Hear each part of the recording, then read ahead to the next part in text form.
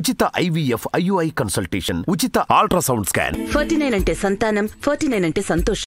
కేసీఆర్ ఒకవైపున బీఆర్ఎస్ కార్యకర్తల్లో నాయకుల్లో ఉత్తేజాన్ని నింపే ప్రయత్నం చేస్తున్నారు. మరొక వైపున శాఖల మీద శాఖలు వస్తూనే ఉన్నాయి బీఆర్ఎస్కు. వారు బహిరంగ సభల ద్వారా కొంత ఊపును తేవాలని అనుకుంటున్నారు. వారు అనుకోవడం ఒకవైపున జరుగుతుంటే రెండో వైపున ఎమ్మెల్యేలు వెళుతున్నారు. సీఎం రేవంత్తో భద్రాచలం ఎమ్మెల్యే భేటీ, కాంగ్రెస్కు వరంగల్ మేయరు, సీఎంకి కలిసిన బంగారు శృతి, ఇది వార్త. ఇక ఆరూరు రమేష్ వర్ధనపేట మాజీ ఎమ్మెల్యే కూడా బీజేపీలోకి వెళ్ళబోతున్నారని, ఇప్పటికీ టికెట్లు కేటాయించిన వారు ఎవరైతే ఉన్నారో వారి పట్ల నిరసన ఉన్నది అని, ఒక కొప్పలేశ్వరు వినోద్ కుమార్ మినాయిస్తే చేవెళ్ళ రంజిత్ రెడ్డి అసలు పోటీలోనే ఉండట్లేదని ఇవి జరుగుతున్న ప్రచారాలు. అంటే శాఖల మీద శాఖలు వస్తున్నాయి. ఇవి తాజా శాఖలు.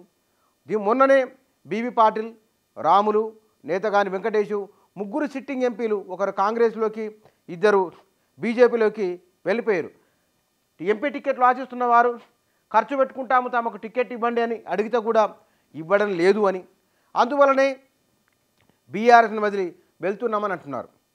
ఇప్పుడు ప్రస్తుతం ఎంపీలుగా ఉన్న వారిలో మాలోత్ కవిత, దయాకరు, మన్నె శ్రీనివాసరెడ్డి, నామా నాగేశ్వరరావు.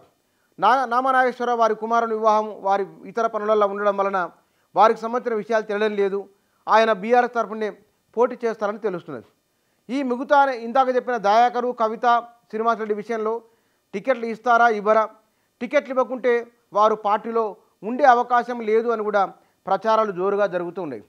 ఈ సందర్భంలో కేసీఆర్ కొత్త వ్యూహాన్ని అమలు చేయబోతున్నారని, మొత్తమే 17 లోక్సభ నియోజకవర్గాలలో 2-3 స్థానాలు మినాయిస్తే మొత్తంగానే కొత్త వారితోనే జాబితా తయారవుతున్నదని, కొత్త వారికి అవకాశాలు ఉండబోతున్నాయని కూడా మీడియాలో కథనాలు వస్తూ ఉన్నాయి.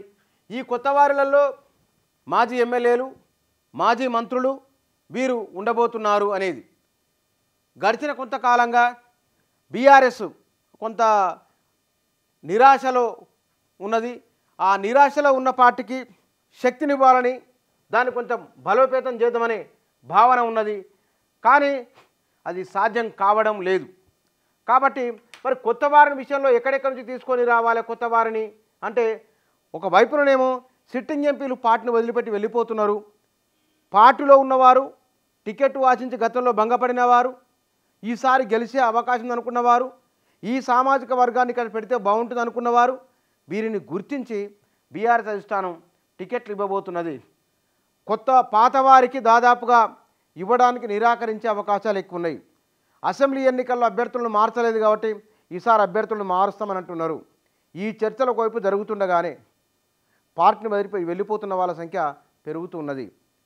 నల్గొండ జిల్లాకు సంబంధించి, మెదక్ జిల్లాకు సంబంధించి, ఉమ్మడి కరీంనగర్ జిల్లాకు సంబంధించిన ముఖ్య నేతలు కూడా బీఆర్ఎస్ను, మాజీ ఎమ్మెల్యేలు, మాజీ మంత్రులు కూడా బీఆర్ఎస్ను వదిలి వెళుతున్నారని, మెదక్ జిల్లాకు సంబంధించి కూడా వదిలి వెళ్ళబోతున్నారని విస్తృతంగా ప్రచారం జరుగుతున్నది. ఒక్కొక్కరుగా నాయకులంతా పార్టీని వదిలి వెళ్ళిపోతున్నారు. ఉమ్మడి ఖమ్మం జిల్లాలో గెలిచిన ఒకే ఒక ఎమ్మెల్యే ఆయన కూడా వచ్చి కాంగ్రెస్లో జాయిన్ అవ్వబోతున్నారని చెప్తున్నారు. కాబట్టి ఈ ఒకవైపున ఎదురు దెబ్బలు తగులుతున్నాయి, మరొక వైపున అభ్యర్థుల కోసం వెతుకులాట జరుగుతున్నది. ఇది బీఆర్ఎస్కు ఈ లోక్సభ ఎన్నికలు సవాలు లాంటివే.